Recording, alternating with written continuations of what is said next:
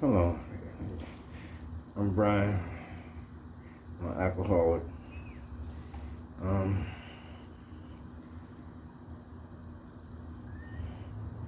guess I'm a pretty easygoing guy.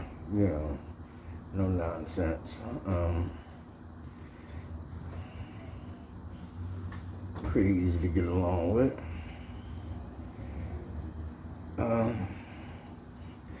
A little bit about my history. Grew up in South Philadelphia.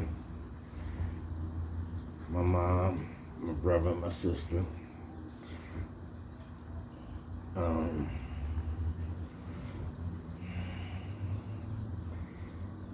it was a good life in my house. You know, I didn't have to deal with a whole lot. My mom raised us well, believe it or not, growing up in the projects. Me and my brother and sister were very tight. Even though I lost my sister at the age of 21 on her birthday. That was my first real tragedy. But I handled it pretty well. I was first introduced to drugs and alcohol. It was out of curiosity. I was introduced to marijuana in high school. That didn't last long because it made me paranoid. I would fall asleep. I laughed a lot, you know. Alcohol didn't come into play till later on. Then I got introduced to syrup and cakes out of curiosity. I ran with that for a little while, about a year or two. I was between 19 and 20. Then I got introduced to cocaine. I did a little 2-year run with that as well. That took me away from the syrup and the cakes. But I quickly got off the cocaine and it just wasn't my thing. But in my 20s, you know, I found a good job around 25, which I stayed with for 21 years with the school district of Philadelphia.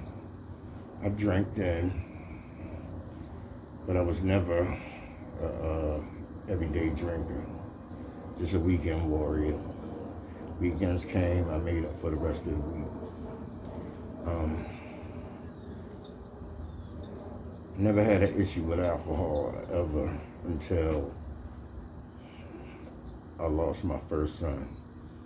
After that, that started my spiral downhill. I mean, I just couldn't handle it. I knew nothing about NA, no getting help, no therapy. I'd have rather been just shot and killed than to deal with that pain. It was the worst thing I ever dealt with in my entire life. Every time I talk about it, I still get emotional, shooken up. I hate talking about it. It's just something I hold dearly to my heart. And then I had my beautiful daughters, you know. That was a blessing. But back to my son. When I lost my son, that's when I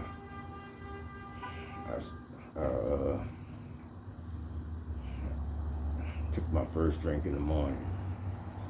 I just couldn't handle it. I woke up, I couldn't handle it. Took that first drink.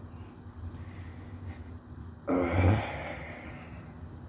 it just went from there, you know. At first, you know, it wasn't too much to it, but I was drinking every day, trying to kill the pain. And I wound up eventually getting called out on it at a meeting because I was fucking up at work. It was so bad. So I went away, went down Florida. Me and his mother got better, came back, hadn't drank for about 14, 15 years, and I got blessed by meeting my son's mother. now. You know, my son is 3 years old. The love of my life, the joy of my life. Him and my 15-year-old, I mean, they just one arm. They there. I love them. They keep me going. I'll do anything for them. I was with her about 3.5 years. Things got a little crazy with us towards the end. I wound up leaving. Didn't realize I was going to miss my son like that. Him waking up to me every day. COVID hit. We got put in the quarantine. And I went at it. Drink, trying to not think about that. By the time I came out of the quarantine, I already knew it. That was full blown. And I don't think I was really trying to stop either. I thought I was cool, having fun, you know. And then it turned on me. I wasn't having fun no more. I was just doing it because I had to, waking up in the morning with the shakes. It wouldn't stop until I got a drink. You know, waiting for the liquor store to open or the speakeasy, whatever came first. You know, I was on a routine every day. What you call functional. It was functioning. That's all I was doing. I didn't need for anything. I don't know how, but I just didn't. That probably what kept me going anyway, because I didn't want for anything. I didn't hit rock bottom until the weekend I had my son. Woke up on a Saturday morning, ran upstairs to go get him, because I heard him. He was up there with my mom. Never made it. I was at the top of the step on the ground, having a seizure. I didn't even know it till I came to. Saw the EMTs, my mother telling me not to move. They took me out. I went to the hospital, stayed in there for 2 weeks, a little over 2 weeks. They asked me, did I want to go home or try to get some help? I had already made my mind up. I had enough.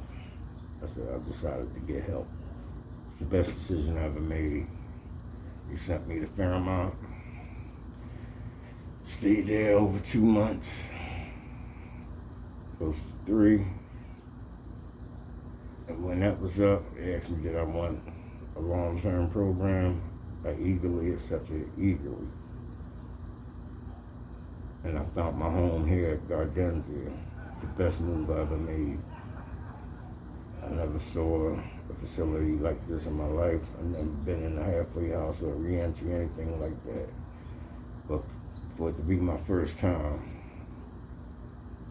I'm actually enjoying life, relearning things, rethinking things. To me, my eyes is completely open. The sky's the limit. That's all I think about.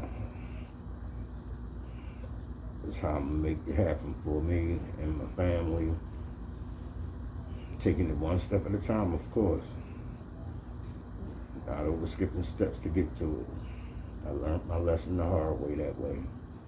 Being too fast, overthinking things, getting in my head. Finally, things have slowed down for me. And I'm grateful for what I learned in this program. So, right now where I'm at, I'm happy. I think I'm getting healthy. But I gotta control my eating, but the junk food, I'm doing too much when it comes to that. But for the most part, I have no complaints today. Thank goodness. And I thank my God for that. He's always been there. And I know a lot of the times I didn't even deserve it. But it goes to show what God truly is. He really do exist. And I'm never letting that relationship go. Or the relationships that I'm in the future that I'm sure to make. So I'm just looking forward to my new life. You know. So thank you, Gardenzia. Thank my brothers in Gardenzia.